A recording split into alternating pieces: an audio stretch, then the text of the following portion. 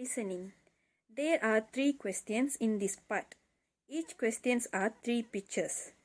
Circle the correct picture A, B and C. Hello, Mila. Why are you here all alone at the bus stop? Oh, hello Divya. I am waiting for my brother to pick me up. Which one? It's Daniel, the one with a mole on the face, or it's Adam, one who has blonde hair? It's Adam. Oh, I see. Wait a minute. Is that your cousin over there? Where? The girl who wear a pink shirt. Oh, that's not my cousin. My cousin has long curly hair.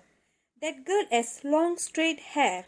Oh, I'm sorry. It's okay, Divya. By the way, my brother is here. See you tomorrow. Bye, me.